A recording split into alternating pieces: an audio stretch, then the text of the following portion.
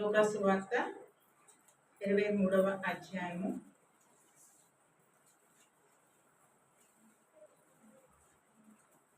28వ వచనము. అంటే 27, 28 కూడా చదువుకుందామమ్మా. గట్టిగా ఎవరో ఒకరు చదవండి. గొప్ప జన సమూహమును ఆయనను గూర్చి రొమ్ము కొట్టుకొనుచు దుఃఖించుచున్న చాలా మంది స్త్రీలను ఆయనను వెంబడించారు. యేసు వారి వైపు తిరిగి, యెరూషలేము కుమార్తెలారా, నా నిమిత్తము ఏడవకుడి, మీ నిమిత్తమును మీ పిల్లల నిమిత్తమును ఏడుడి. చాలా చిన్న ప్రార్థన చేసుకుందాం. పరిశుద్ధుడు అయిన తండ్రి, ప్రేమ కలిగిన ప్రభువా, మీ నామమునకు వందనములు, స్తుతులు, స్తోత్రములు చెల్లించుకొనుచున్నాం. బలహీనులము ప్రభువా, శక్తిహీనులము, భక్తిహీనులము ప్రభువా. అలాంటి మమ్మలను మీరెంతో ప్రేమించారు, మీకు వందనములు ప్రభువా. మీ బిడలముగా అంగీకరించారు, మీకు వందనములు. అంత మాత్రమే కాదు ప్రభువా, మీ సన్నిధిని మాకు అనుగ్రహిస్తున్నారు ప్రభువా, మీకు వందనములు. దేవా, ఇంతవరకు నైనా మీ కుమార్తెను నిలువబెట్టుకొని మీరు అందించిన మాటలను బట్టి కూడా మీకు వందనాలు చెల్లిస్తున్నాను. ప్రతి హృదయంలో నీ మాటలు ముద్రించండి ప్రభువా. స్తోత్రములు నాయనా. దేవా ప్రభువా, దీనురాలని అల్పురాలని ప్రభువా, నీ సన్నిధిలో నిలబడి ఉన్నాను. దేవా, మాత్రం కర్రను మాత్రమే, మట్టిని మాత్రమే ప్రభువా నేను, కానీ మీరు నాయనా మాట్లాడండి ప్రభువా. నన్ను ఇక్కడ నిలవబెట్టుకొని మీరు మాట్లాడితే మాకు ప్రయోజనకరం ప్రభువా. ప్రతి ఒక్కరిని నీ వాక్యము చేత దర్శించండి ప్రభువా. నీ మాట చేత హృదయాలను తాకండి ప్రభువా. వాక్యమును అనుసరించడానికి ప్రభువా, మా అందరి హృదయాలలో ప్రభు ఒక తీర్మానంలోనికి మమ్మల్ని నడిపించి సహాయం చేయమని యేసు ప్రభు నామములో స్తుతులు చెల్లించి వేడుకొనుచున్నాము ప్రభువా. మరి అర్థమైంది కదా. ఆల్రెడీ మనం రాత్రి వేళ దీని మీద కొంత ధ్యానం చేసాము. ఈ ఉదయకాల సమయంలో కూడా ఇదే సందర్భంలో మనం కొన్ని తలంపులు ఆలోచన చేద్దాము. 28వ వచనము ముఖ్యంగా మనం చూద్దాము. లూకా సువార్త 23, 28వ వచనము. యేసు వారి వైపు తిరిగి, యెరూషలేము కుమార్తెలారా, నా నిమిత్తము ఏడవకుడి, మీ నిమిత్తమును మీ పిల్లల నిమిత్తమును ఏడుడి. ఏడవకుడి అనే మాట రాత్రి మనం చూసాము. ఏడవండి అనే మాట చూసాము. ఎప్పుడు ఏడవాలో, ఎప్పుడు ఏడవకూడదు, ఒక విచక్షణ అనేది మనకి ఉండాలి. స్త్రీలమైన మనకి ఏడ్చే సమయం ఉంటుంది, ఏడవకుండా దాన్ని నిగ్రహించుకునే సమయం కూడా.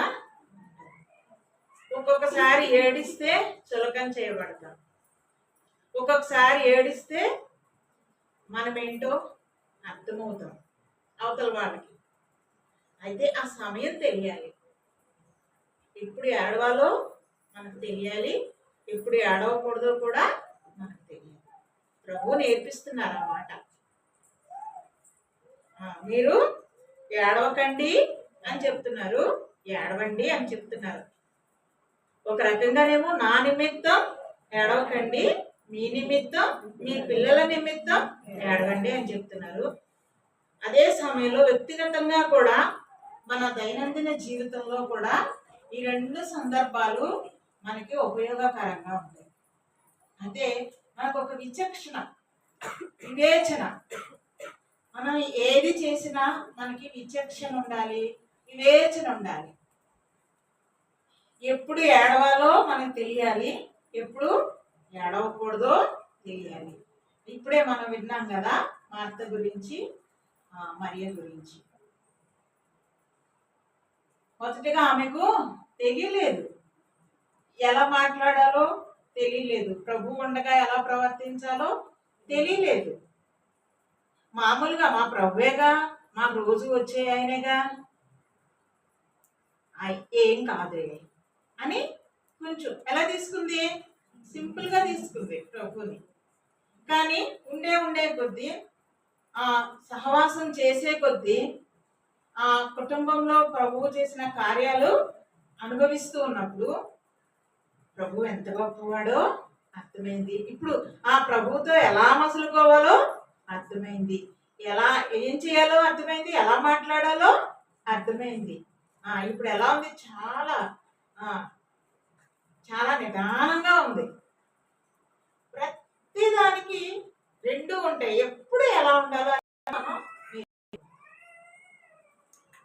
స్త్రీలమైన మనకి నిజంగానే చాలా సమస్యలు. మామూలుగా అయితే అంటే ఇది వరకు స్కూల్లో చేసినప్పుడు బాగా నవ్వుకునేవాళ్ళం. మా టీచర్స్ బాగా నవ్విస్తారు. స్కూల్ అయిపోయిన తర్వాత పిల్లలు వెళ్ళే వరకు మేము వెయిట్ చేయాలి, వాళ్ళు వెళ్ళే వరకు ఉండాలి. బాగా నవ్వించేవారు, ఏదో ఒకటి సరదాగా. మళ్ళీ అనేవారు, ఇక్కడ ఉన్నంత కదా, ఇక్కడ ఉన్నంతసేపే కదా టీచర్, ఇలా ఉంటే ఇంటికి వెళ్తే మళ్ళీ మామూలే. ఇంటికి వెళ్తే ఇంకా నవ్వుకునేది ఉండదు, ఏముండదు, మనం పనుల్లో పడిపోతాం. ఈ కాసేపు అయినా ఎలా ఉండాలి? సంతోషంగా ఉండాలి. అంటే ప్రతి ఒక్కరి జీవితంలో, ప్రతి ఒక్క కుటుంబంలో ఏదో ఒక బాధ, ఏదో ఒక ఇరుకు, ఏదో ఒక ఇబ్బంది. సంతోషంగా ఉండాలని కోరుకుంటారు ప్రతి ఒక్కరు కూడా. అయితే ఎప్పుడు ఎలా అనేది విచక్షణ అడుగుదాం. ప్రభు సహాయం చేస్తారు, నడిపిస్తారు. అయితే ఇక్కడ యెరూషలేము కుమార్తెలారా, నా నిమిత్తము ఏడవకండి, మీ నిమిత్తమును మీ పిల్లల నిమిత్తమును ఏడవండి. ఇప్పుడు ప్రభు ఆ సిలువను మోస్తూ ఉన్న సమయంలో, ఆ దుఃఖకరమైన సమయంలో, వేదనకరమైన సమయంలో, కొన్ని గంటలలో మరి ప్రభు మరణానికి అప్పగించబడే ఆ సమయంలో మనకి స్త్రీలమైన మనందరికీ ఇస్తున్న ఆఖరి మాట ఈ మాట. ఏ మాట? మీ నిమిత్తమును మీ పిల్లల నిమిత్తమును. మన పేరెంట్స్ కానీ మన బంధువుల్లో ఎవరైనా మనకి అంటే లాస్ట్ మాటలో మరణానికి ఇంకా దగ్గరగా ఇంకా కొన్ని నిమిషాల్లో లేకపోతే ఒక గంటలోనో చనిపోతారు అనుకుంటే, ఒక రోజులో చనిపోతారు అనుకుంటే, కొంతమంది ఇంకొంచెం ముందే చెప్తారు. ఏమైనా విషయాలు ఏమైనా ఉంటే ఇది ఇలా చేయండి, ఇది ఇలా చేయండి, ఇది ఇలా చేయండి అని చెప్తారు. వాటిని మనం ఎలా తీసుకుంటాం? వాటిని ఎలా తీసుకుంటాం? ఎంతకాలం తీసుకుంటామా? అసలు తీసుకుంటామండి? నేను ఇంకెలాగా చనిపోతాను, మరణ శయ్య మీద ఉన్నాను, నేను ఇంకా చనిపోతాను, ఇదిగో ఈ కుటుంబం కోసం ఇలా చేయండి, మీరు ఇలా ఉండండి అని చెప్పినప్పుడు చెప్తారా? కొంతమంది చెప్తారు, కొన్ని సూచనలు ఇస్తారు. వాళ్ళకి తెలియకపోవచ్చు కానీ తెలియకుండానే ఇస్తారు. వాటిని ఎలా తీసుకుంటాం? చాలా జాగ్రత్తగా తీసుకుంటాం. మనం బ్రతికున్నంత కాలం వాటిని గుర్తు చేసుకుంటాం. మరి యేసుక్రీస్తు ప్రభు ఆయన కొన్ని గంటల తర్వాత చనిపోబోయే ముందు ప్రత్యేకించి స్త్రీలమైన మనకు ఆయనకి ఎంత ప్రేమ కదా మనం అంటే. మనం ఆలోచన చేస్తే గ్రంథంలో స్త్రీని తృణీకరించి మాట్లాడిన మాట ఒక్కటైనా ఉందంటారా? ఎక్కడైనా గ్రంథంలో స్త్రీని గురించి తోలనాడి మాట్లాడిన మాట కానీ, తృణీకరించి మాట్లాడిన మాట కానీ, హేళన చేసి మాట్లాడిన మాట కానీ గ్రంథంలో ఎక్కడైనా ఉందా? కొన్ని యేసు ప్రభు ఎక్కడైనా మాట్లాడారా స్త్రీ గురించి? ఏమ్మా చెప్పాలి, మాట్లాడారా? అంటే ప్రభుకి మనం అంటే ఎంత ప్రేమ, ఎంత విలువ. మనం చాలా ప్రశస్తమైన వారం ఆయన దృష్టిలో. మనం చాలా విలువైన వారం మనం అనుకుంటాం. అనేక మంది మనల్ని తృణీకరిస్తున్నప్పుడు, ద్వేషిస్తున్నప్పుడు, దూషిస్తున్నప్పుడు ఎందుకు ఈ బ్రతుకు ఎందుకు వచ్చింది అని మనకు అనిపిస్తుంది.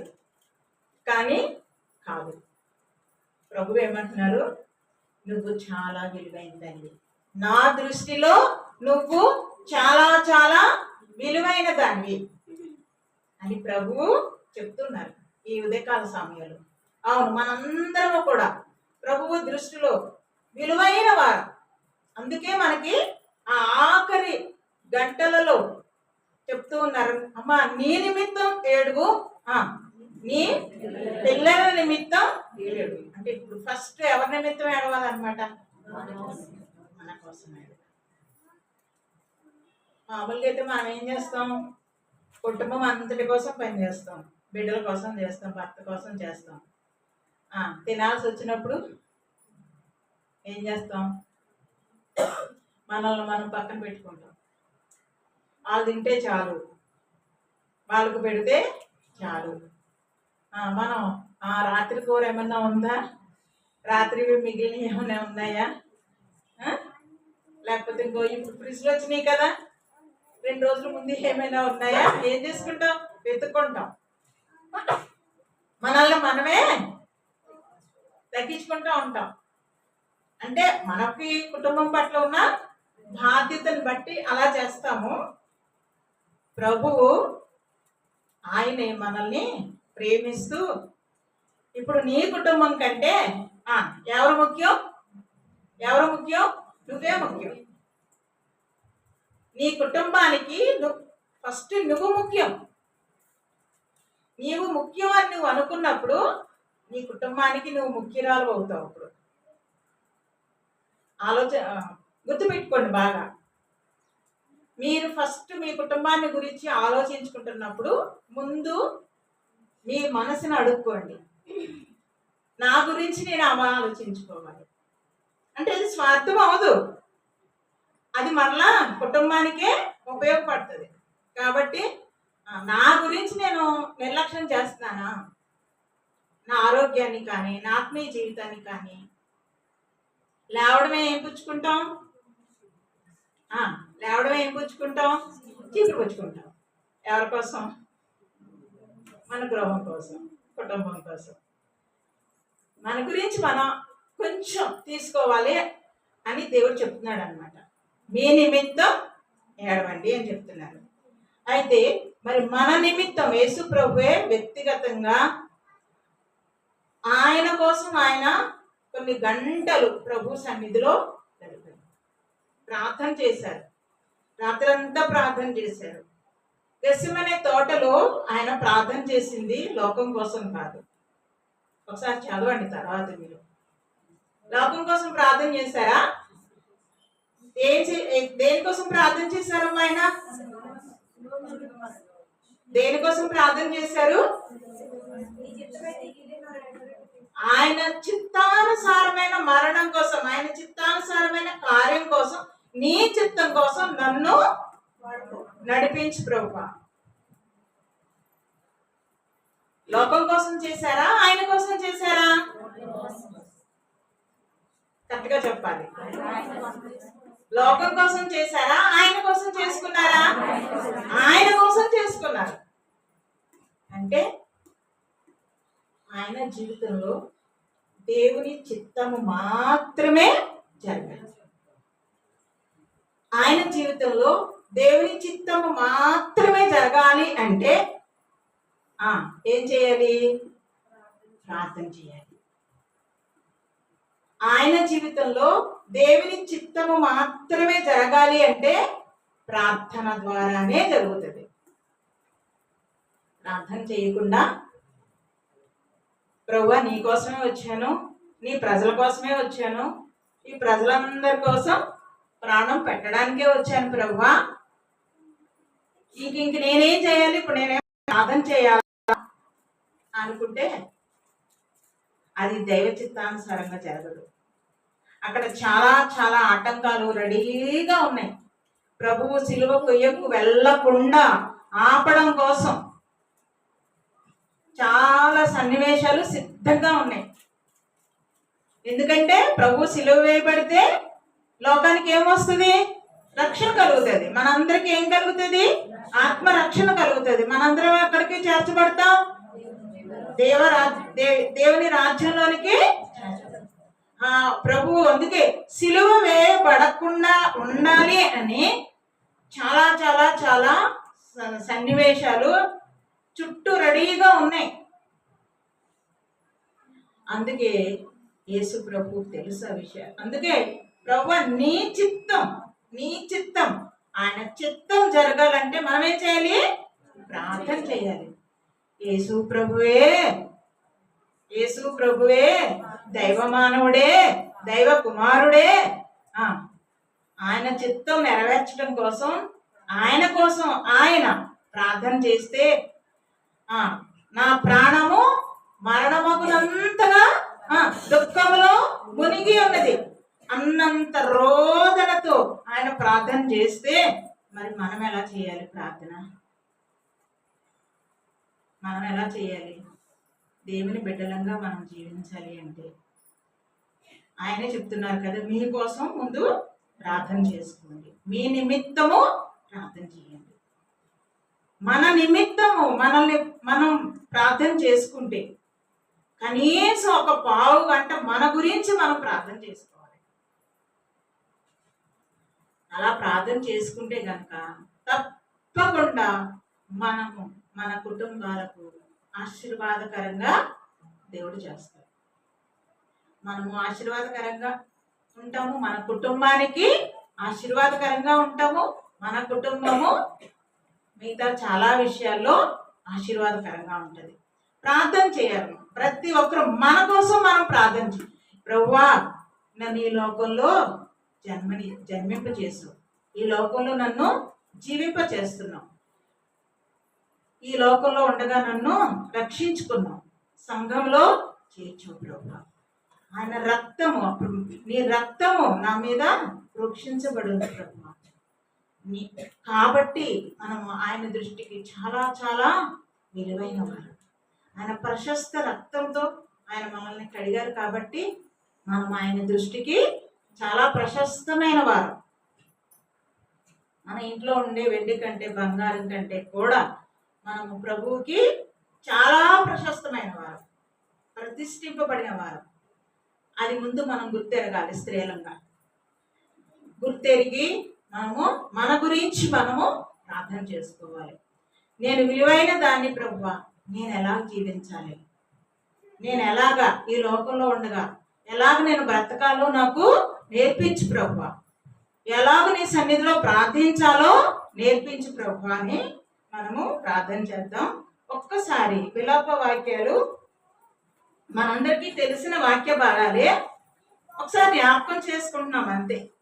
విలాప వాక్యాలు 2వ అధ్యాయము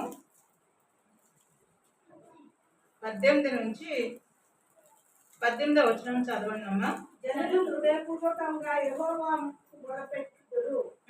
సీయోను కుమారి ప్రకారమా. చాలు తర్వాత మనం ముందుకు వెళ్దాము.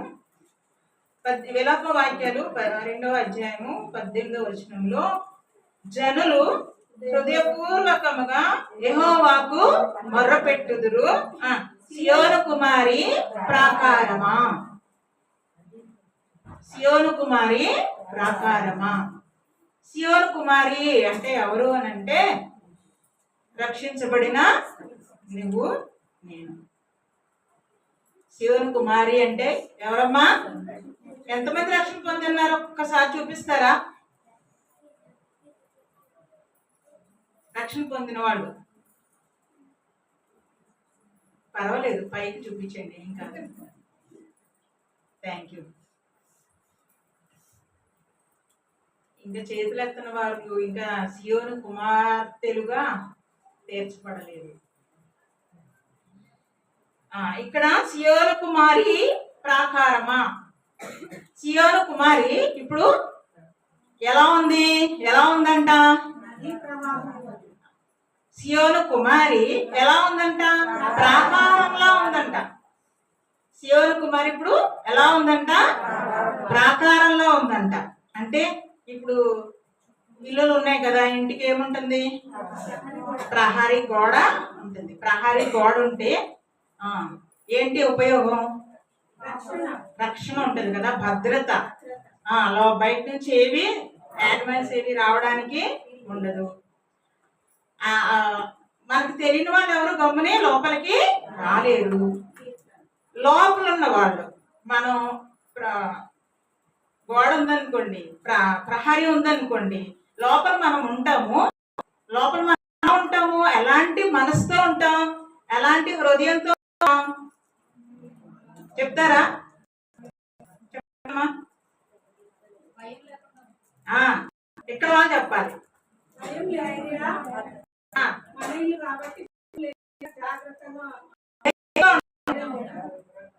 కదా, భరోసా. ఎవరో లోపలికి రారు, లోపలే ఉంటాం.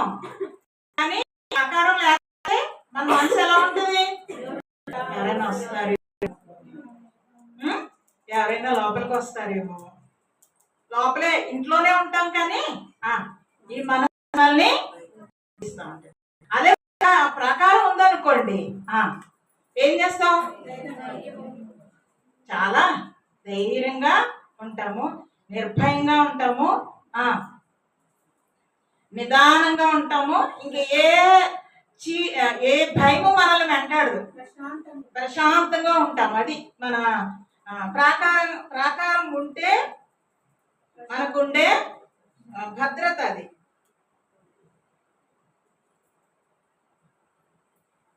ప్రాకారం ఉంటే మనకి అంత భద్రత, మానసికంగా హృదయంలో మనకు అంత ధైర్యం ఉంటుంది.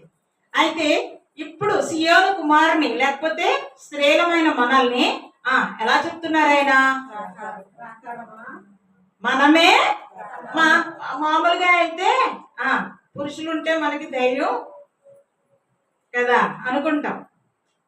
మన మనసు అలాగే ఉంటుంది. ఆయన ఉంటే ఇంకా ఏ గొడవ ఉండదు, అన్నీ ఆయన చూసుకుంటారు. ఎవరు వచ్చినా ఆయనే చూసుకుంటారు, ఆయనే హ్యాండిల్ చేస్తారు. కానీ దేవుడు ఏం చెప్తున్నాడు?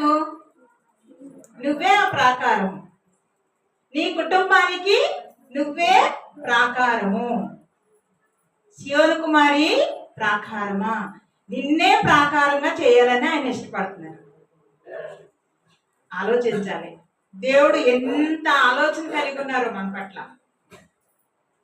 ఎన్ని విషయాల్లో మనము ముందుండాలి, మన కుటుంబానికి మనం ఎలా ఉండాలో ఆయనకు ఒక ప్రత్యేకమైన ప్లాన్ ఉంది.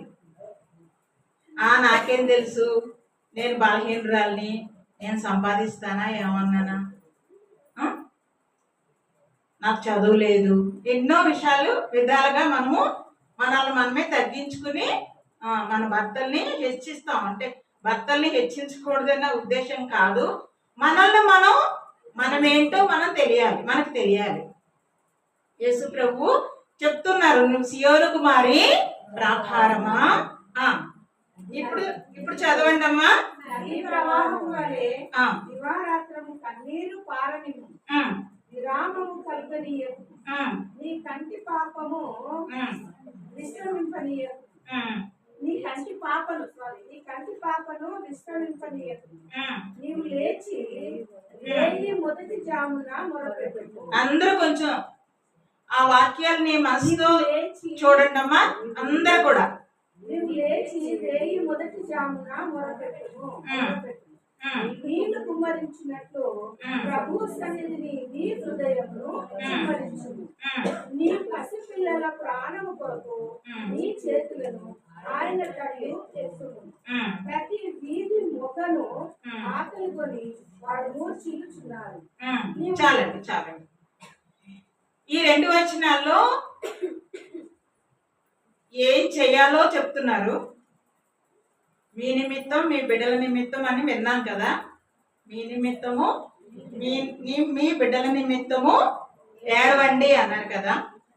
ఇప్పుడు ఇక్కడ అదే వచనాలు ఎలా ఏడవాలో చెప్తున్నారు, ఎందుకు ఏడవాలో చెప్తున్నారు, ఎవరి కోసం ఏడవాలో చెప్తున్నారు. మళ్ళీ ఒకసారి చదవండి, ఇప్పుడు అర్థమవుద్ది, బాగా అర్థమవుద్ది. అందరూ మనసు పెట్టి చూడాలి వాక్యాన్ని. నదీ ప్రవాహం వలె దివారాత్రము కన్నీరు పారనీయు, విరామము కలగనీయకు, నీ కంటి పాపను విశ్రమింపనీయకు. నీవు లేచి మొదటి జామున మొదలుపెట్టుము, నీళ్లు కుమ్మరించినట్టు ప్రభు సన్నిధిని ఉమ్, నీ హృదయమును కుమ్మరించు. ఉమ్, నీ పసిపిల్లల ప్రాణం కొరకు నీ చేతులను తట్టు ఎరుగు. ప్రతి వీధి మొగ్గను ఆకలి కొని వారు మూర్ఛిల్లుచున్నారు. ఇప్పుడు మీకే ప్రశ్న. 3 ప్రశ్నలు నేను చెప్పాను కదా. ఎందుకు ఏడవాలి, ఎలా ఏడవాలి, ఎవరి కోసం ఏడవాలి. ఎవరి కోసం ఏడవాలి? మనం చదువుకున్న వాటిల్లో పసిపిల్లల ప్రాణం కొరకు. పసిపిల్లల ప్రాణం కొరకు అంటే ఇప్పుడు నీ బిడ్డల నిమిత్తము అనే దానికి ఇక్కడ ఆన్సర్ మనకు దొరుకుతుందా? వీధి మొగ్గను తర్వాత ఎలా ఏడవాలి మీరే చెప్పాలి. రేయి మొదటి జామున రేయి మొదటి జామున నీళ్లు కుమ్మరించినట్లు ఆ, నీళ్లు కుమ్మరించినట్లు నీ సన్నిధిని నీ హృదయమును కుమ్మరించు. 18 ఫస్ట్ లైన్ చదవండి అమ్మా. నీ కంటి పాపను 18 మొదటి లైన్. యెహోవాకు మొరపెట్టుదురు. ఎలాగా? జనులు ఎలాగమ్మా? ఎవరికి ఏం చేస్తారు? అది ఎలా చేయాలి? హృదయపూర్వకంగా యెహోవాకు మొరపెట్టు. ఇప్పుడు సియోను కుమారి ప్రాకారం అయిపోయింది కదా. ఆ కింద లైన్ చదవండి అమ్మా. అందరూ చదవాలి.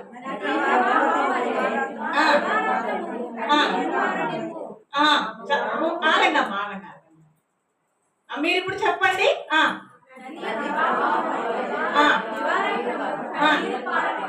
ఏ ప్రవాహం వలె? అంటే మన కన్నీళ్ళు ఎలా ప్రవహించాలి? అసలు ఇక్కడికి వస్తున్నాయా మన కన్నీళ్ళు? కనీసం మన పాదాల దగ్గరికైనా వస్తున్నాయా? అంటే దాని తీవ్రత చాలా తీవ్రంగా తీసుకోవాలి. ఆ మాటలు ఆ మాటల్ని మనం చాలా చాలా తీవ్రంగా తీసుకోవాలి. నదీ ప్రవాహం వలె దివారాత్రము కన్నీరు పారని. కరోనా సమయంలో నాకు వచ్చిన ఒక కష్టాన్ని బట్టి స్కూల్కి వెళ్ళేది లేదు. కానీ అది పగలు తెలిసేది కాదు, రాత్రి తెలిసేది కాదు. నాకు అంతగా దేవుని సన్నిధిలో మోకరించి చేతులెత్తి కన్నీరు కన్నీరు కన్నీరు. ఆ కళ్ళు తెరిస్తే రాత్రి అయిందా అనిపించేది. మళ్ళా కొన్ని గంటల తర్వాత కళ్ళు తెరిస్తే తెల్లారిందా అంటే అప్పుడు అర్థమైంది నాకు. నదీ ప్రవాహం వలె కన్నీరు ఆరనిమ్ము అంటే అప్పుడు అర్థమైంది. ఓహో ఇదా, నదీ ప్రవాహం వలె మీ కన్నీరు పారనిమ్ము, దివారాత్రము కన్నీరు పారనిమ్ము అంటే ఇదన్నమాట. అంటే ఆ కష్టం వస్తే కానీ ఈ అనుభవం ఏంటో అర్థం కాలేదు.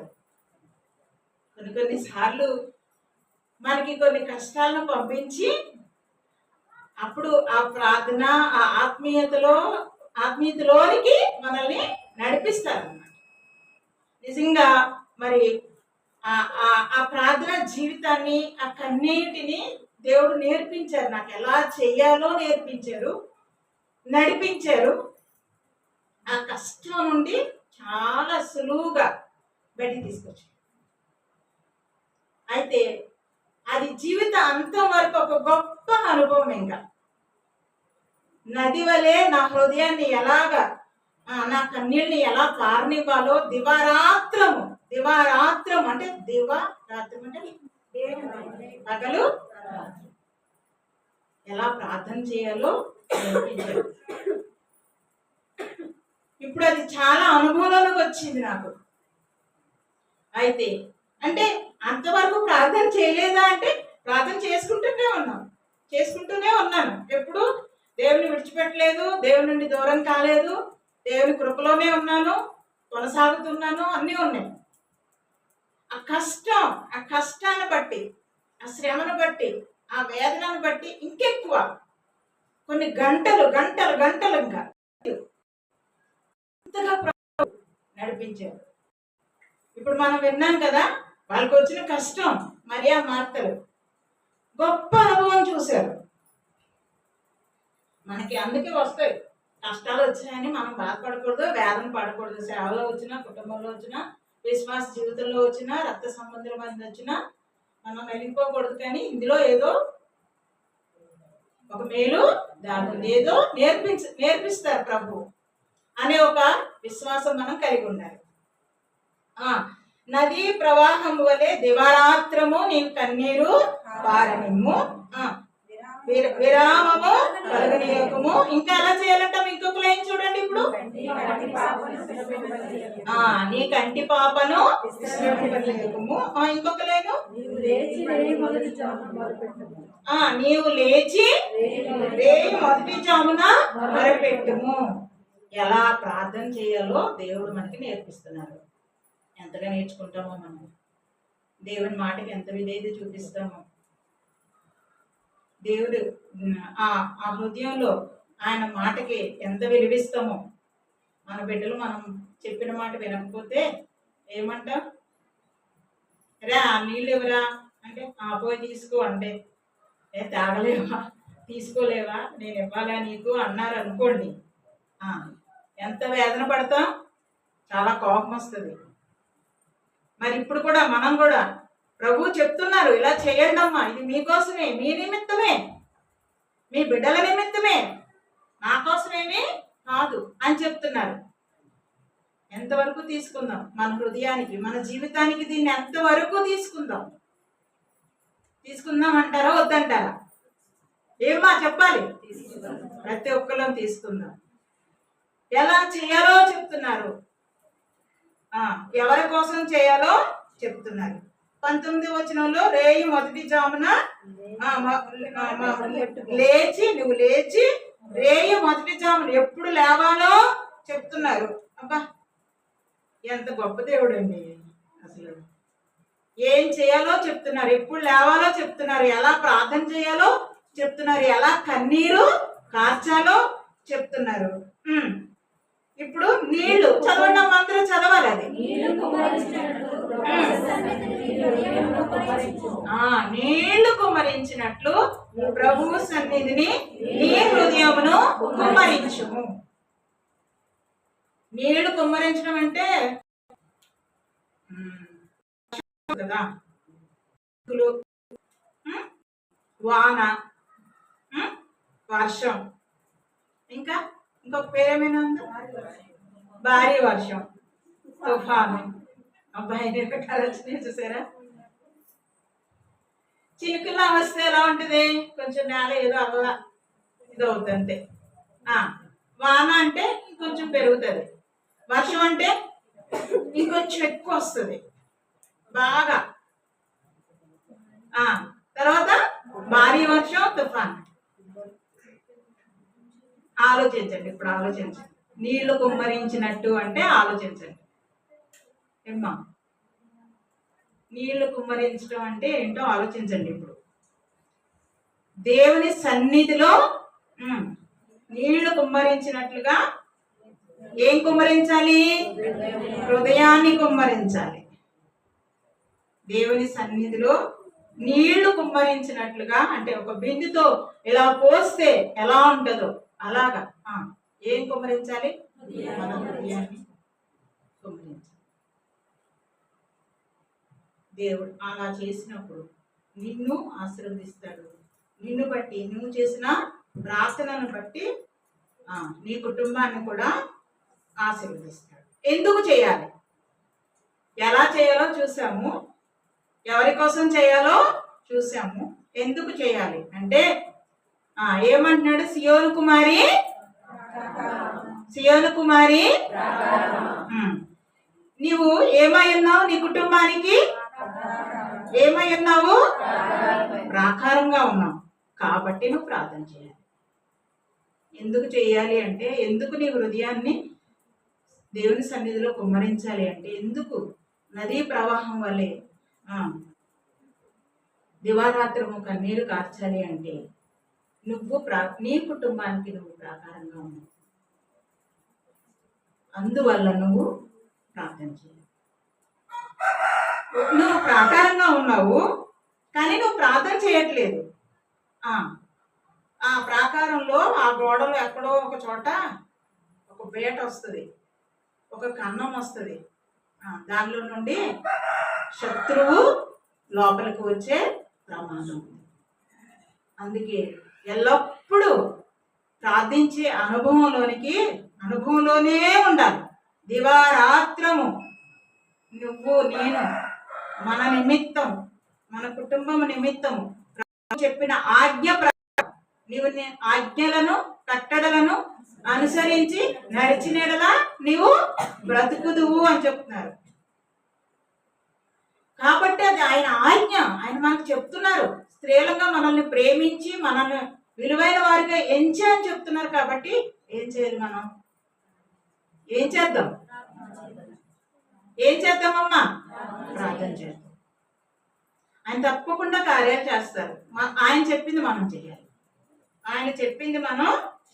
సియోను కుమారి ప్రాకారమా, నదీ ప్రవాహం వలె దివారాత్రము నీ కన్నీరు విరామము కలిగినీయకుము, నీ కంటి పాపను విశ్రమింప నీయకుము. నీవు లేచి రేయి మొదటి జామున మొరపెట్టుము, నీళ్లు కుమ్మరించినట్లు ప్రభు సన్నిధిని నీ హృదయమును కుమ్మరించుము.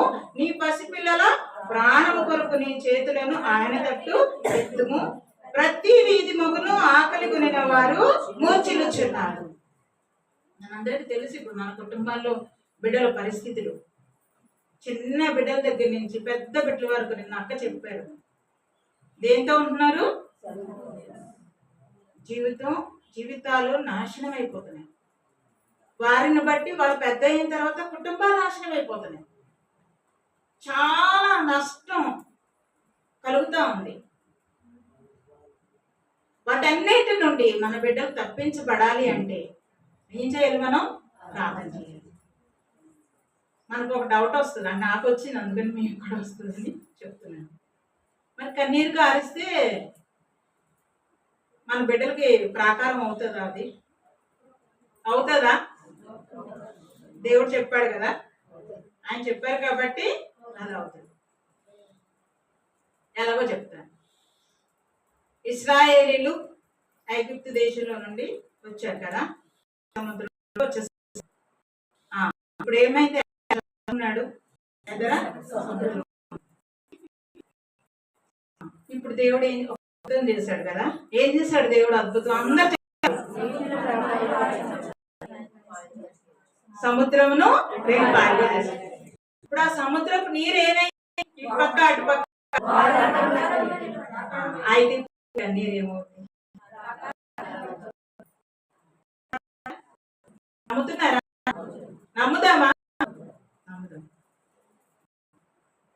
దివారాత్రి మనం ప్రార్థన చేస్తే మార్చబడిన మన భర్తలు ఇంకా ఎవరైనా మార్చబడకపోతే, ఇంకా మూర్ఖ స్వభావంలో ఉంటాయి, ఇంకా రకరకాల అలవాట్లకు లోనే ఉంటాయి, మన బిడ్డలు కానీ కుటుంబాల్లో ఏ పరిస్థితి ఉన్నా దేవునికి అసాధ్యమైందంటూ ఏమీ లేదు. అది నీ ప్రార్థన లోపం కాకూడదు. నీ ప్రార్థన లోపం అయితే ప్రభు ఏం చేయలేరు. నీ ప్రార్థన ద్వారానే అది ఖచ్చితంగా జరుగుతుంది. కాబట్టి విశ్వాసముతో ప్రభు చెప్పిన మాటకు లోబడి, ఆయన ఆజ్ఞకు లోబడి ప్రార్థన చేయండి. ప్రార్థన చేద్దాం. మీ కుటుంబం కోసం మీరే ప్రార్థన చేయాలి. ఎవరు చెప్పారమ్మా? మీ పాస్టర్ గారు చేస్తారు, మీ పాస్టర్ గారు చేస్తారులే, పర్వాలేదు, నీకేమవదు అని చెప్పారమ్మా యేసు ప్రభు. పాస్టర్ గారు వాళ్ళు చేస్తారు, సేవకులు చేస్తారు, ప్రతి ఒక్కరి గురించి, ప్రతి కుటుంబం గురించి భారంతో ప్రార్థన చేస్తారు. అందులో తేడా ఏం లేదు. కానీ నీ కుటుంబం కోసం నువ్వు చేసుకోవాలి. అది దేవుడిచ్చిన ఆజ్ఞ. కాబట్టి మరి భారంతో ప్రార్థన చేయండి. ఎలాంటి సమస్య అయినా, ఎలాంటి ఇరుకైనా, ఎలాంటి ఇబ్బంది అయినా, ఏ పరిస్థితులైనా సరే దేవుడు తప్పకుండా ఆ కార్యాన్ని జరిగిస్తారు. కుటుంబాల్లో నడిపిస్తారు. కుటుంబాన్ని దీవెనకరంగా నడిపిస్తారు. ఇంకొక మాట మనం చూద్దాం. లూకాసు సువార్త 23వ అధ్యాయమే 28వ వచనంలోనే. లూకాసు సువార్త 23:28. యేసు వారి వైపు చదవండి. యేసు వారి వైపు తిరిగి, యెరూషలేము కుమార్తెలారా, నా నిమిత్తము ఏడవకుడి, మీ నిమిత్తమును మీ పిల్లల నిమిత్తము వేడుడి. చదవండి. ఇదిగో గొడ్రాలను తన గర్భములో పాలేకొని స్థలములను ధన్యములైన చెప్పగలను వచ్చింది. సరిగా చదవండి అమ్మ, ఒకసారి మళ్ళీ చదవండి. వడ్రాండ్రులు కనని గర్భములను పాలియని స్థనములను ధన్యములైనవని చెప్పు దినములు వచ్చుచున్నవి. మళ్ళీ ఒకసారి చదువుతల్లి. ఇదిగో వడ్రాండ్రులు కనని గర్భములను, అక్కడే ఇంకొంచెం వేరుగా చదవాలి. పాలియని స్తన్యములను ధన్యములైనవని చెప్పు దినములు వచ్చుచున్నవి. చాలా జాగ్రత్తగా చదవాలి దేవుని వాక్యాన్ని. ఇదిగో గొడ్రాండ్రును కనని గర్భములను స్థనములను ధన్యములైనవని చెప్పు దినములు వచ్చుచున్నవి. ఇప్పుడు మనం ఎలాంటి పరిస్థితుల్లో ఉన్నాం? మన బిడ్డల గురించి మనం ఎలా ఆలోచిస్తున్నాం? ఎందుకు కన్నాను రా బాబు, ఎందుకు కన్నాను రా బాబు ఈ బిడ్డని? చిన్న బిడ్డల దగ్గర నుంచి పెద్ద బిడ్డల వరకు తల్లిదండ్రుల వేదన, ఆవేదన, కన్నీరు, దుఃఖం. ఇప్పుడు ఏమనుకుంటారంట? అబ్బా వాళ్ళకి పిల్లలు లేరా, వాళ్ళు ఎంత ధన్యులో అనుకుంటామంట. ఆ పిల్లలు లేని వాళ్ళని చూసి పిల్లలు ఉన్న వాళ్ళందరూ ఏమనుకుంటున్నారంట? వాళ్ళు ఎంత ధన్యులు. లేరనే బాధ ఒక్కటే, కానీ ఉండి మనం ఎంత బాధపడుతున్నామో, నేను ఎంత బాధపడుతున్నానో. అవతల బిడ్డలేని తల్లిని ఆ సహోదరిని చూసి బిడ్డ కలిగి ఉన్న తల్లి అనుకుంటుంది, బా ఆవిడే బెటరు. లేరు అనే ఒక మాట తప్ప ఉండి నేనేం ఆనందంగా ఉన్నాను, ఉండి నేనేం సంతోషిస్తున్నాను, ఎంత వేదన పడుతున్నాను ఈ పిల్లల గురించి, నేను ఎంత నలిగిపోతున్నాను అనే దినములు. ఎప్పుడు చెప్పారు ఈ మాట ప్రభువు? ఆయన ఈ లోకంలో జీవించి ఉన్నప్పుడు ఆయన సిలువను మోస్తూ వెళ్తూ ఎవరితో చెప్పిన మాట అంటే ఎంతగా శ్రీలమైన మన పట్ల ఆయన దృష్టి కలిగి ఉన్నారో మనం అర్థం చేసుకోవాలి. ఎక్స్క్యూజ్ మీ, ఒక్క చిన్న మాట నేను ఇక్కడ మనం ఓవర్కమ్ అయ్యాను. ఒకసారి విలోప వాక్యాలకు వద్దాము. మరి ప్రభు ఎందుకో గుర్తు చేశారు. 2వ అధ్యాయము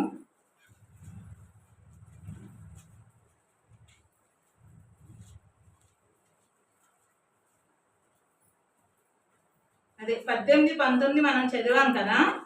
18 మొదటి లైన్లో హృదయపూర్వకముగా యెహోవాకు మొరపెట్టుదురు. ఎలా ప్రార్థన చేయాలమ్మా?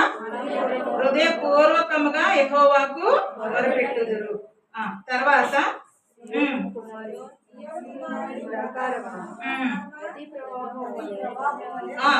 19వ వచనం చూడండి అమ్మా. 19వ వచనములో నీవు లేచి మొదటి జామున మొర్ర పెట్టుము. ఏం చేయాలి? మొర్ర పెట్టాలి. లేచి ఆ పనులు ఈ పనులు కాదు. నీళ్లు కుమ్మరించినట్లు ఎవరి సన్నిధినమ్మా? మనమేమో వాళ్ళకు ఫోన్లు చేసి వీళ్ళకు ఫోన్లు చేసి మన బాధను వాళ్ళకి చెప్పుకొని, అమ్మకు చెప్పుకొని, అన్నకు చెప్పుకొని, అక్కకి చెప్పుకొని, మనకు కావాల్సిన వాళ్ళకి చెప్పుకొని, లేకపోతే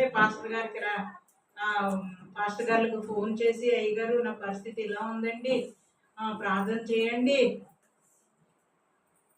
దానివల్ల మనకి ఏమి ప్రయోజనం లేదు. ఎవరి సన్నిధిని మనం చెప్పుకోవాలి? ప్రభువు సన్నిధిని మాత్రమే. ప్రభువు సన్నిధిని మాత్రమే చెప్పుకోవాలి. అదే మనకి క్షేమం. ప్రభువు మాత్రమే మనకి సహాయం చేయగలడు. ఇంకా ఎవరితో నువ్వు చెప్పుకున్నా నీకు ఏ సహాయం అందదు, కనీసం నీ మనసుకి ఉపశమనం కూడా కలగదు. కాబట్టి ఎవరి సన్నిధిని మనం చెప్పుకోవాలమ్మా? ప్రభువు సన్నిధిని. ఆ మాట చదవాలి, అందరు చదవాల్సిందే. ఎవరి సన్నిధిని ఏం కుమ్మరించాలి? ప్రభువు సన్నిధిని నీ హృదయమును కుమ్మరించు. ఏ చిన్నది వచ్చినా ఏ పెద్దది వచ్చినా ఎవ్వరూ వినలే, ఒక్క నిమిషం నువ్వు మోకరించక్కర్లా. నీ మనసులో ఉన్నది ప్రభువా మనసులోనే చెప్పుకో. ప్రభువా ఈ కష్టం వచ్చింది నాయన అని నువ్వు చెప్పుకుంటే వెంటనే వినే దేవుడు ఆయన ఒక్కడేనండి. సహాయం చేసే దేవుడు కూడా ఆయన ఒక్కడే. వెంటనే మనకు ఆన్సర్ వస్తుంది, వెంటనే మనకి పరిష్కార మార్గం ఏర్పడుతుంది. చేసి చూద్దాం, చేద్దాం ఖచ్చితంగా. ఎవరికి చెప్పుకుందామమ్మా మన సమస్యలు? ప్రభువు సన్నిధిలో మన హృదయాన్ని. ఇంకా కిందకి వెళ్ళండి ఒకసారి. నీ పసిపిల్లల ప్రాణము కొరకు నీ చేతులను ఆయన తట్టు. ఎవరి తట్టు ఎత్తాలి? ప్రభు తట్టే ఎత్తాలి. ఇంకెవ్వరి తట్టు అవసరం లేదండి. ఎవ్వరి మీద ప్రభు మనల్ని ఆధారపడనివ్వడు. ఇంకా అనేక మంది మన వైపు చూసేటట్టే చేస్తారు ఆయన. ఎప్పుడు అంటే మనం ఆయన తట్టు చూసినప్పుడు, మన హృదయాన్ని ఆయన పాదాల దగ్గర కుమ్మరించినప్పుడు నువ్వు ఎవరి వైపు చూడక్కర్లా, ఎవ్వరికి నీ బాధ చెప్పుకోవక్కర్లేదు. ఆయనే నీకు సహాయం చేస్తారు, ఆయనే నీకు ఆలోచన ఇస్తారు. ఆ సమస్యను ఎలా పరిష్కారం చేసుకోవాలో ఆలోచన ఇస్తారు. ఆ అవతల వ్యక్తులతో ఎలా మాట్లాడాలో నడిపిస్తారు. నీ బిడ్డలతో ఎలా మాట్లాడుకోవాలో నడిపిస్తారు. ఆ బిడ్డలో ఆ సెల్ ఫోన్ ని ఎలాగా పక్కకి ఎలాగా దాని అట్రాక్షన్ నుంచి వాళ్ళని బయటికి తీసుకురావాలో నేర్పిస్తారమ్మా. వాళ్ళు మనం చెప్తే లాక్కుంటే ఉపయోగం లేదు, ఇంకా ఎక్కువైపోతారు. కానీ ప్రభువుని అడిగి చూడండి మీరు, ప్రభు నా బిడ్డ ఈ సెల్ ఫోన్తో ఉంటున్నాడు, ఎలాగా ఆ బిడ్డని నేను ఎలాగా ఆ విషయం నుండి నేను తప్పించిన ప్రభువా నాకు నేర్పించు అని అడగండి. దేవుడు తప్పకుండా నేర్పిస్తాడు. మా ఇంటి ముందు అంటే ఇది ఇల్లు, ఆ మూల ఒక ఇల్లు ఉంది. నాకు చాలా భయం వేస్తుంది వాడిని చూస్తుంటే. మరి హై స్కూల్ స్టూడెంట్ అనుకుంటున్నాను నేను. 24 గంటలు పైకి ఎక్కేసి ఆ సెల్ ఫోన్తోనే ఉంటున్నాడు. ఏకంగా ఆ పెట్టుకోడ మీద ఇలా పడుకొని సెల్ ఫోన్ చూస్తూ ఉన్నాడు. చాలా భయం వేస్తుంది. ప్రార్థనే చేస్తున్నాను, ప్రభువా ఆ బిడ్డ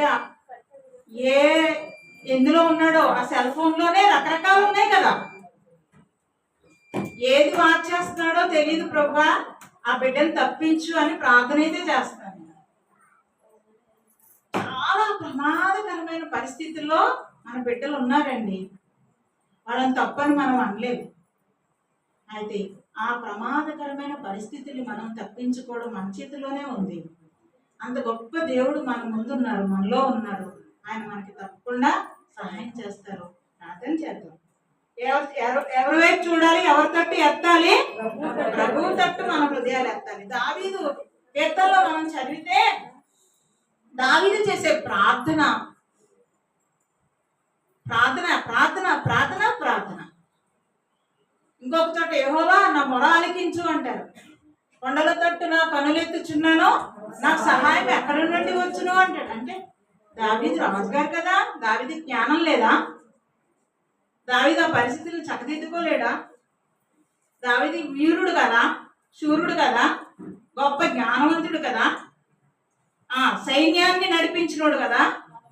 దేవుని తట్టు ఎందుకు చూస్తున్నాడు? మరి మనం అనుకుంటాం ఒక్కొక్కసారి, నేను జ్ఞానవంతురాల్ని, నేను ఏదైనా చేసుకోగలను, నా పరిస్థితుల్ని మార్చుకోగలను అని మనం అనుకుంటాం. దావీదు మనకి నేర్పిస్తున్నాడు. కొండల తట్టు నా కన్నులెత్తుచున్నాను, నాకు సహాయం ఎక్కడి నుండి వచ్చును? ఎవరి వల్లనే సహాయము? యెహోవా వల్లనే సహాయము కలుగును. ప్రభు ఈరోజు మనందరితో మాట్లాడుతున్నాడు. ప్రభువు తట్టే మన హృదయాల్ని ఎత్తాలి. దావీదు నేర్పిస్తున్నాడు, ఆయన వైపే నా కన్నులు, ఆయననే చూస్తా ఉన్నాను, ఆయన యొద్ద నుండే నాకు సహాయం రావాలి, ఆయనే ఇస్తాడు. కీర్తనలు 18వ అధ్యాయంలో ఆయన చేసిన ప్రార్థన చాలా గొప్ప ప్రార్థన. శత్రువుల గురించి ప్రార్థన చేశారు, మరణావస్థ నుండి విడిపించమని ప్రార్థన చేశారు, భక్తిహీనుల నుండి విడిపించమని ప్రార్థన చేశారు. అవన్నీ మనం చదువుకుంటే సమయం సరిపోదు. దావీదు భక్తుడే ప్రార్థన చేస్తే మరి మనం కూడా చేయాలి కదా. యేసుక్రీస్తు ప్రభు చెప్తున్నారు కదా, అమ్మలారా నా కోసం ఏడవకండి, మీ కోసం, మీ పిల్లల కోసం ఏడవండి. చేద్దాం, ప్రార్థన చేద్దాం. మన హృదయాన్ని హృదయపూర్వకంగా యెహోవాకు మొరపెట్టుకుందాం. ప్రభువు సన్నిధిని మన హృదయాన్ని కుమ్మరిద్దాం. ఆయన తట్టు మన చేతులు ఎత్తుదాం. మూడు రకాల భంగిమల్లో అక్కడ చెప్పబడింది. ఇప్పుడు మళ్ళీ మనం లూకాసు వార్త 23వ అధ్యాయము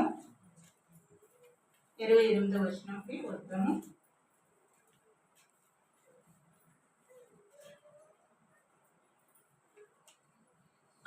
యెరూషలేము కుమార్తెలారా, నా నిమిత్తము ఏడవకుడి, మీ నిమిత్తమును మీ పిల్లల నిమిత్తమును ఏడుగుడి.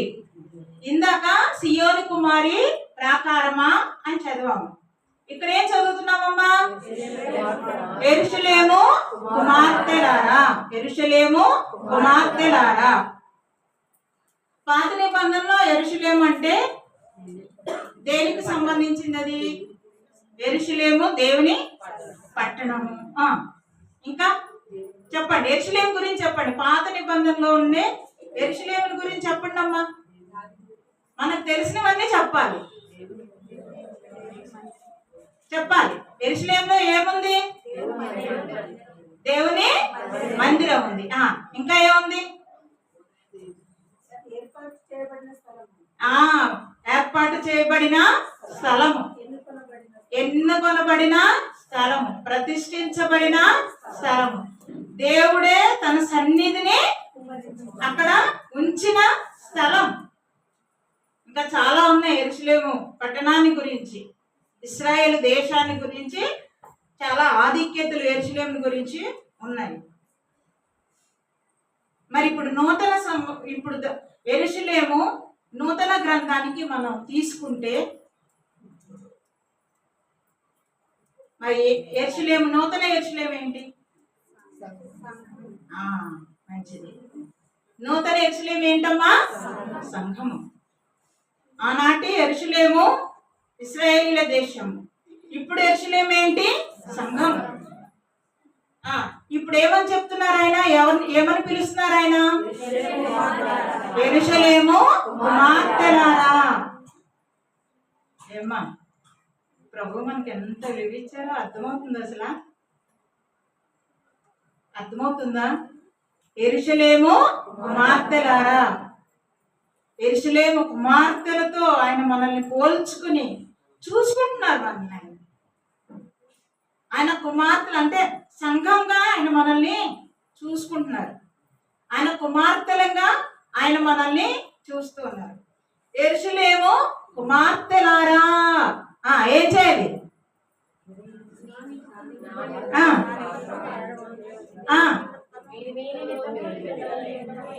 నాకు సరిపోలేదు, అందరు చెప్పాలి. యెరూషలేము కుమార్తెలారా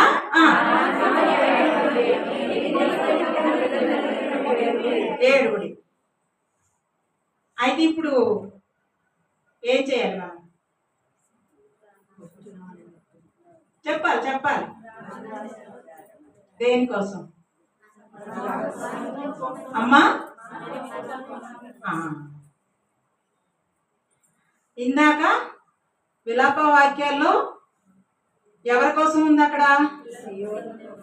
నీ నిమిత్తం, నీ పిల్లల నిమిత్తం.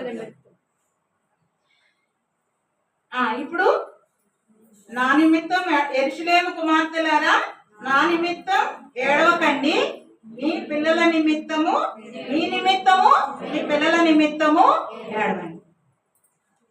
ఈ నూతన యెరూషలేము అనే సంఘంలో ఎవరెవరు ఉంటారు? సంఘంలో, మన సంఘంలో ఎవరెవరు ఉంటారమ్మా? ఎవరెవరు ఉంటారు? ఎన్ని రకాల ప్రజలు ఉంటారు? చిన్నపిల్లలు ఉంటారా?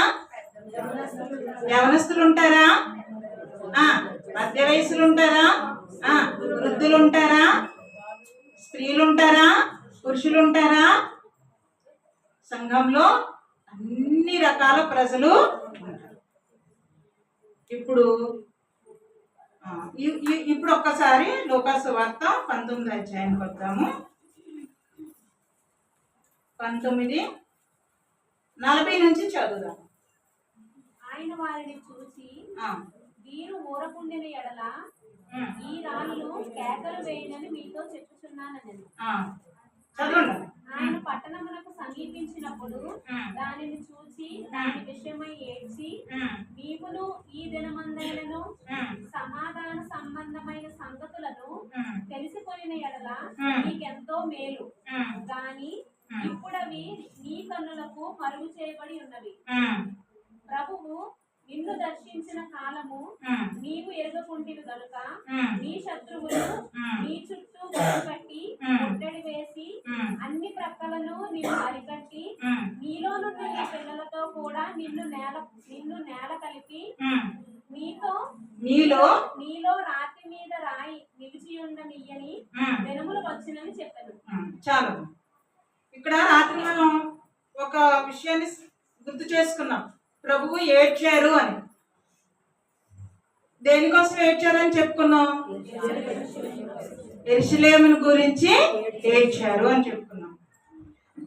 ఆ యెరూషలేము పట్టణానికి సమీపించినప్పుడు దానిని చూచి దాని విషయమై ఏడ్చి. బైబిల్ చూడండి అమ్మ ఒకసారి అందరూ. 40 చదువుతున్నాను. 19:41. ఆయన పట్టణమునకు సమీపించినప్పుడు దానిని చూచి దాని విషయమై ఏడ్చి. అంటే ఇప్పుడు ఒకసారి నా వైపు నూతన యెరూషలేము సంఘం అనుకున్నాం కదా. ఆనాడు యెరూషలేమును చూశారు, దాని విషయమై ఏడ్చారు. ఇప్పుడు నీవున్న సంఘాన్ని ఆయన చూస్తున్నారు. ఆలోచిద్దాం.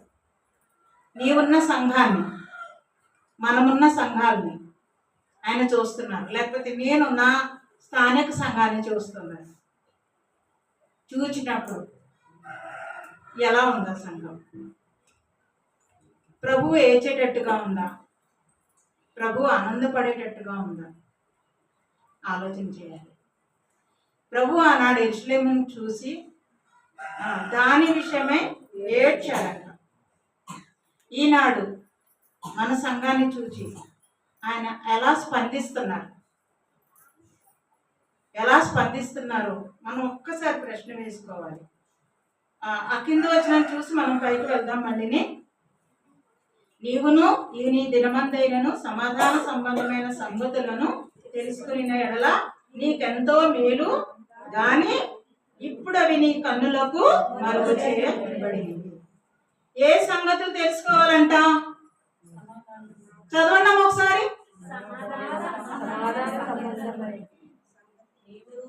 నీవును, మళ్ళీ అందరు చదవండి ఒకసారి.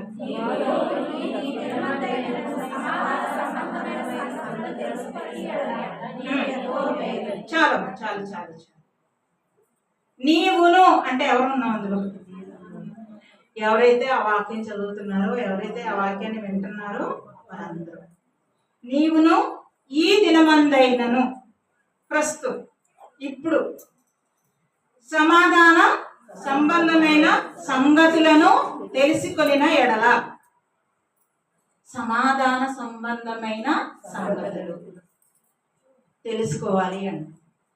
సమాధాన సంబంధమైన సంగతులకి ఆపోజిట్ ఏంటి? వ్యతిరేక పదం ఏంటి? వ్యతిరేక పదం ఏంటి? అసమాధానమైన సంగతులు. ఏమైనా ఉన్నాయా?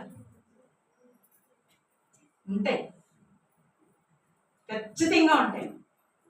కుటుంబంలోనే ఉంటాయి. నలుగురున్న కుటుంబంలోనే అసమాధానము, అశాంతి, నచ్చని విషయాలు, నచ్చని మాటలు, నచ్చని పనులు, నచ్చని కూరలు, ఏమ్మా నచ్చని డ్రెస్సులు కుటుంబంలోనే ఉంటాయి.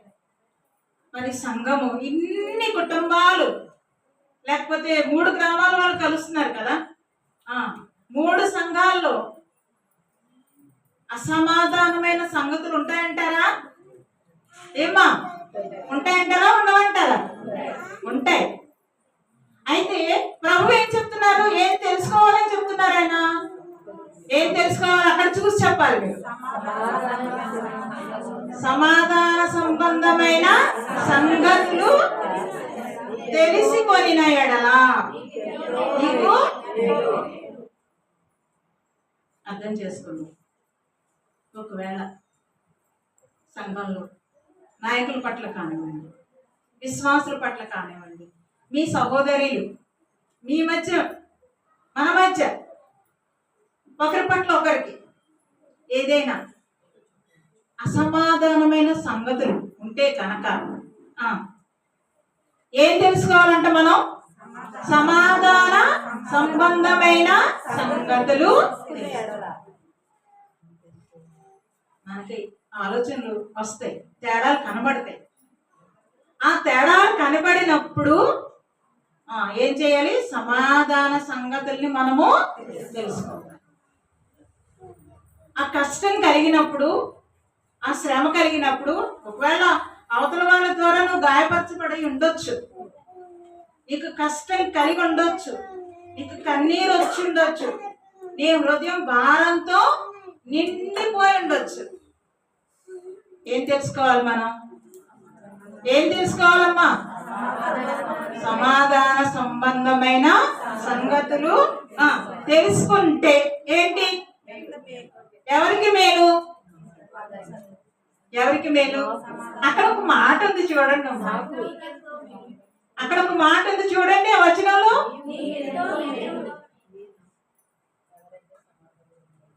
ఎవరికి మేలు?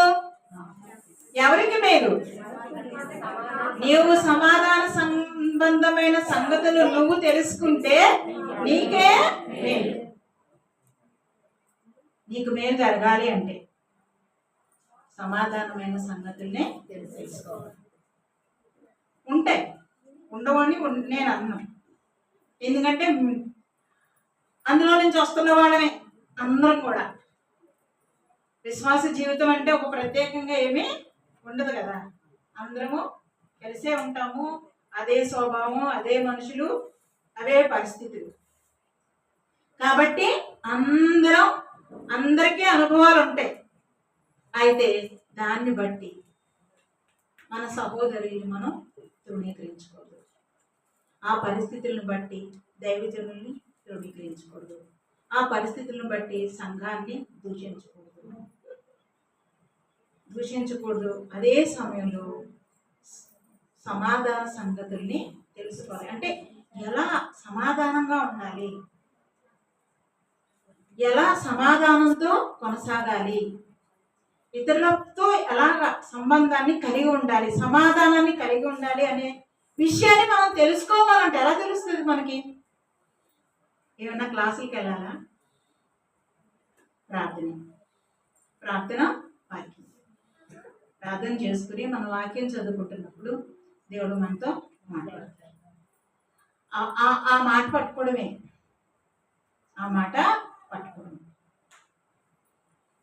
నేను యవన జీవితంలో ఒకసారి, అంటే అప్పట్లో చాలా యాక్టివ్గా యూత్ మీటింగ్స్, సండే స్కూల్ పిల్లల పరిచర్య, బీబీఎస్లు నడిపించడం, జరిగిస్తూ ఉండేదాన్ని.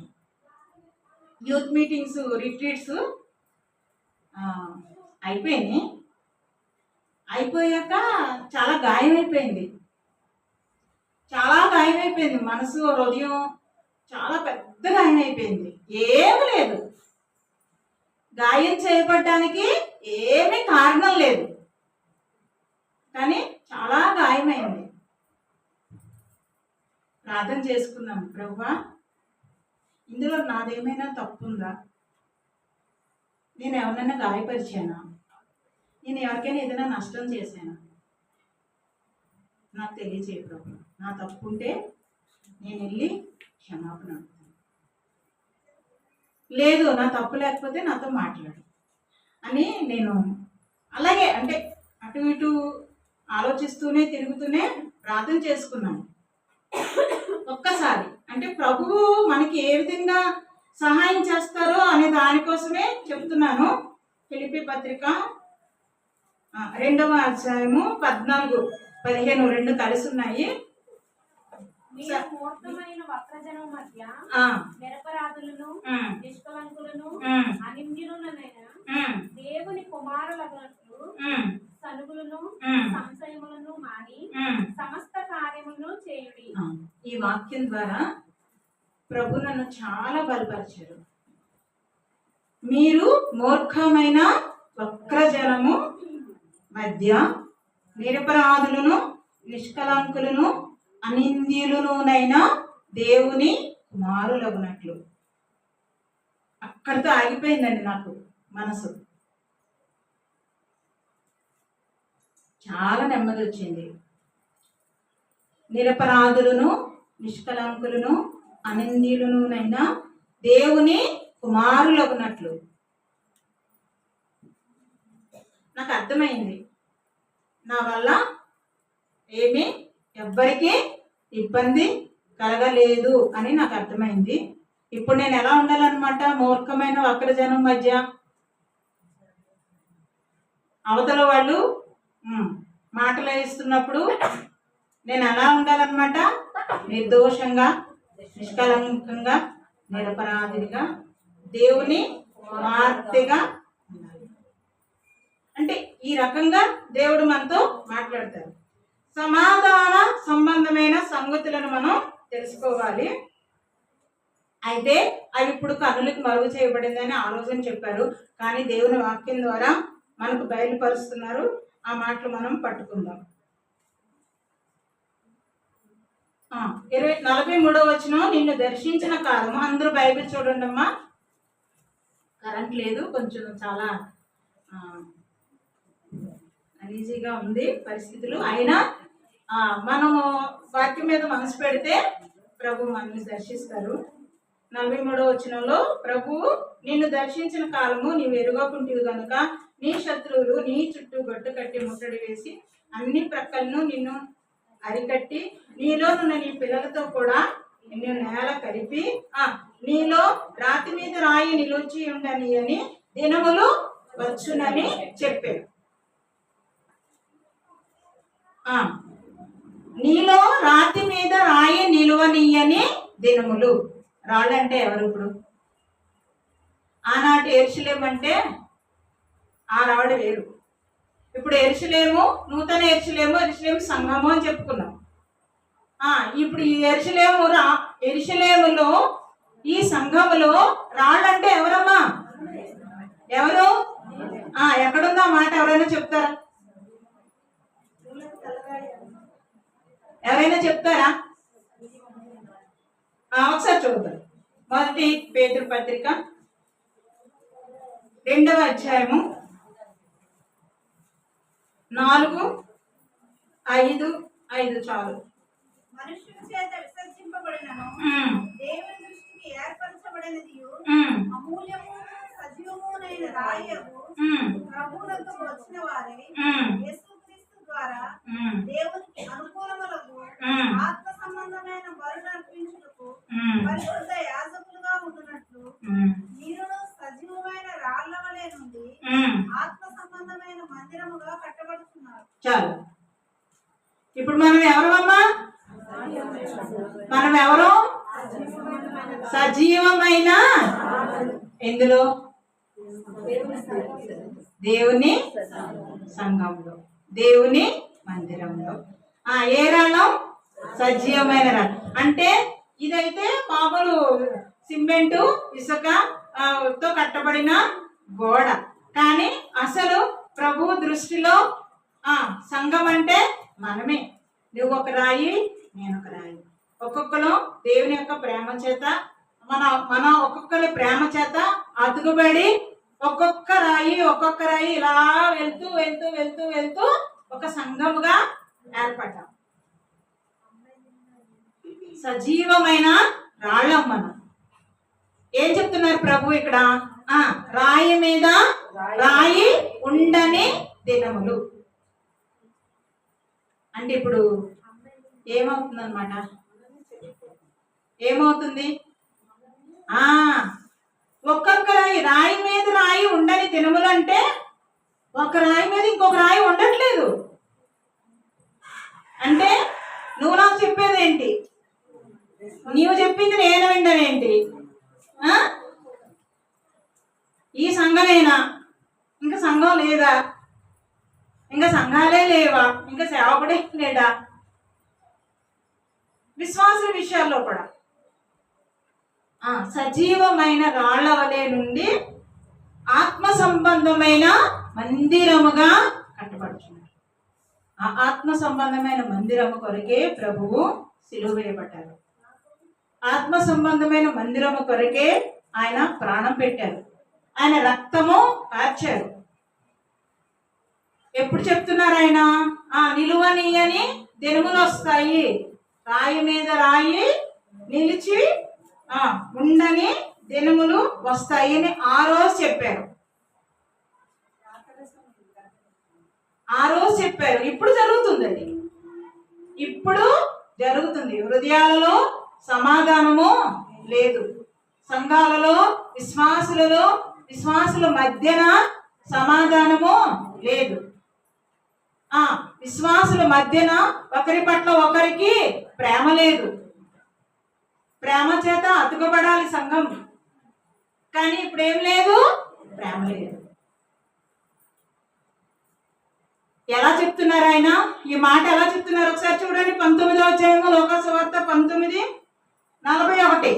త్వరగా ఆయన పట్టణమునకు సమీపించినప్పుడు దానిని చూచి దాని విషయమై ఏడ్చి. చాలు. ఎలా చెప్తున్నారు ఆయన? ఎలా చెప్తున్నారు? ఏడుస్తూ చెప్తున్నారు. ఆలోచన చేద్దాం. ఏడుస్తూ చెప్తున్న మాట ఎంతో బాధతో చెప్తున్న మాట కదా. అయితే మనం ఏం కలిగి ఉండాలమ్మా? ఏం కలిగి ఉండాలి? ప్రేమ కలిగి. ఏం కలిగి ఉండాలి? ప్రేమ కలిగి ఉండాలి, సమాధానం కలిగి ఉండాలి. ప్రభువు మనతో మాట్లాడుతున్నప్పుడు ప్రభు మాటకి విధేయత చూపించాలి. ప్రభు మాటకి మనం లోబడాలి. ప్రభు మాటను మనం అంగీకరించాలి. అప్పుడు ఆయన చెప్పారు కదా, నీకెంతో మేలు. మరి అలాగా మనం చేసి మనం దేవుని దీవెనలు పొందుతాము. ప్రభు ఏం చెప్పారంటే, యెరూషలేము కుమార్తెలారా మీ నిమిత్తం ఏడవండి, నా నిమిత్తం ఏడవకండి, మీ నిమిత్తం ఏడవండి, మీ పిల్లల నిమిత్తం ఏడవండి. సరే, ఇప్పుడు మన సంఘానికి మనమే ఏమై ఉన్నామని చెప్పుకున్నాం? సజీవమైన ప్రాణము, ఇంకా ప్రాకారము. మన సంఘానికి మనమే ప్రాకారం. ప్రియ సహోదరి, ప్రభు నిన్ను నన్ను ప్రేమించి ఈ సంఘానికి ఒక ప్రాకారంగా నిన్ను ఉంచారు. మరి ఈ సంఘానికి ఎంత భద్రతను ఇస్తున్నాం? ఎంత భద్రత నీ ద్వారా ఈ సంఘానికి కలుగుతుంది? నువ్వు ప్రాకారంగా ఉన్నావా? ఈ సంఘానికి నువ్వు ప్రాకారంగా ఉన్నావా, లేక ప్రాకారాన్ని కూల్చివేసేలా ఉన్నావా? ప్రభువు ప్రేమించి మనందరితో ఆయన మాట్లాడుతున్నారు. సియోను కుమారి ప్రాకారమా అన్నాడు. అది కుటుంబానికి. యెరూషలేము కుమార్తెలారా అన్నాడు. అది దేనికి? సంఘానికి. నీ కుటుంబానికి నువ్వు ప్రాకారంగా ఉండాలి, సంఘానికి కూడా నువ్వు ప్రాకారంగా. నువ్వు నీ సంఘానికి నువ్వు ప్రాకారంగా ఉండలేకపోతే ప్రభు నీ గురించి ఏడుస్తున్నాడు. ప్రభు నీ గురించి ఏడుస్తూ ఉన్నాడు. ప్రభు నీ గురించి ఏడుస్తూ ఉన్నాడు. ఆయనకు దుఃఖం కలిగించడం మనకి క్షేమము కాదు.